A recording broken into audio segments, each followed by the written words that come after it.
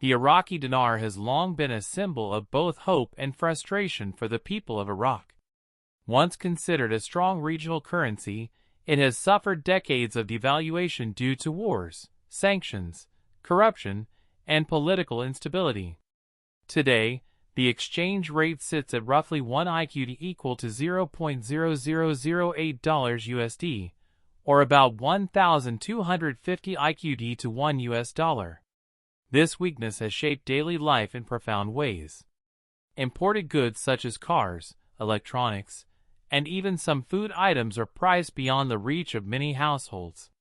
Salaries and savings carry little purchasing power when measured against the global economy, and even staples like bread or fuel are tied to the exchange rate, subsidies, and the country's dependence on oil revenues. But what if this situation suddenly changed? What if Iraq revalued its currency so that 1 dinar was worth $1, or even more radically $2? Such a shift would transform the cost of living and the economic balance within the country in ways both exciting and perilous. To understand the implications, we must begin with the present reality. At current exchange rates, a loaf of bread costs about 1,000 IQD, which equals around 80 cents. A modest imported car like a Toyota Corolla might be 25 million IQD, or roughly $20,000 in dollar terms. Subsidized fuel averages 500 IQD per liter, about 40 cents, while a basket of essential groceries could run 50,000 IQD, or $40. A high-end smartphone like an iPhone 14 would cost around 1,500,000 IQD, translating to $1,200. These prices, though affordable for some Iraqis, are burdensome for others, especially when compared with low wages and limited employment opportunities. The reliance on imports for cars, electronics, and even a significant share of food means that currency fluctuations play an outsized role in shaping everyday costs. Now consider a dramatic revaluation in which 1 dinar equals $1. In this scenario, the weight of the currency would change overnight. Bread, which currently costs 1,000 IQD or 80 cents, could not realistically remain at $1,000 for a loaf. Market forces would quickly reset prices. The loaf might be repriced at 1 IQD, meaning bread becomes dramatically cheaper for ordinary Iraqis in local currency terms, even though it equals $1 in global terms. A grocery basket that today requires 50,000 IQD could be repriced at 40 or 50 IQD, reflecting new purchasing power and giving households more breathing room in their budgets. Cars would experience an even more radical shift. A Toyota Corolla costing $20,000 today is priced at 25 million dinars. Under a 1:1 revaluation, that same vehicle could cost 20,000 IQD, an unimaginable drop from the millions currently needed. Such affordability would open car ownership to wide swathes of society. Fuel, meanwhile, would likely be repriced by the government to maintain stability, perhaps costing 0.40 IQD per liter rather than the surreal figure of $500 per liter. Electronics would also suddenly appear inexpensive. A $1,200 iPhone, for example, could sell for just 1,200 IQD, making high-end devices accessible to ordinary families. Taking the thought experiment further, what if the dinar not only reached parity with the dollar but surpassed it, with 1 dinar worth $2? In that case, the effects on daily life would be even more dramatic. Bread that costs 1,000 dinars today could be repriced to half a dinar, effectively a few cents in real terms. Grocery baskets that currently cost 50,000 IQD could fall to 25 IQD, while imported cars would become even cheaper relative to local wages, with a $20,000 Corolla priced at just 10,000 IQD.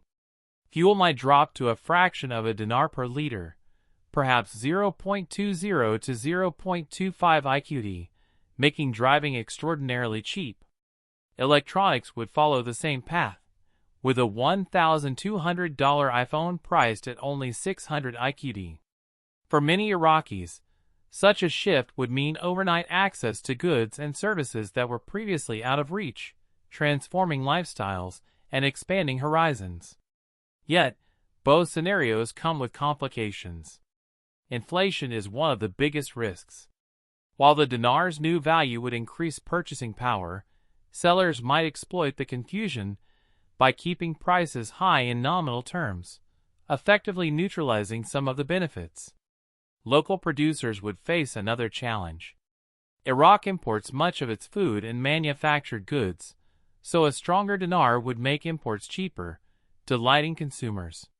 But domestic producers, such as farmers, would struggle to compete against imported goods suddenly made cheaper by the new exchange rate. Local agriculture, already fragile, could be undermined. Similarly, industries that rely on exports could lose competitiveness, as their goods become more expensive in foreign markets. The role of the Central Bank of Iraq in such a transition cannot be overstated. Managing foreign reserves, exchange flows, and oil revenues would require careful policy to prevent capital flight and stabilize the banking sector. Without strict planning, a sudden revaluation could destabilize the economy even as it enriches consumers. Furthermore, the benefits of revaluation would not be evenly distributed. Urban centers like Baghdad, Basra, and Erbil, with greater access to imported goods, would reap the largest rewards. Rural areas, where local production dominates and imported goods are less available, might experience fewer benefits or even disadvantages if local industries collapse under the weight of cheap imports. Another risk lies in smuggling and black market activity. If Iraq's dinar became far stronger than the currencies of neighboring countries such as Iran or Syria, smugglers would be incentivized to purchase cheap Iraqi goods and resell them across borders for profit. Bread, fuel, and electronics could flow out of the country, creating shortages for Iraqis. At the same time, a dual pricing system could emerge, where official rates set the dinar at parity or beyond with the dollar, but street-level prices reflect a different reality. This has happened in many countries undergoing currency reforms, and could erode the trust in Iraq's official monetary policy. For ordinary Iraqis, the day-to-day impact of a revalued dinar would be profound. Household budgets would stretch much further.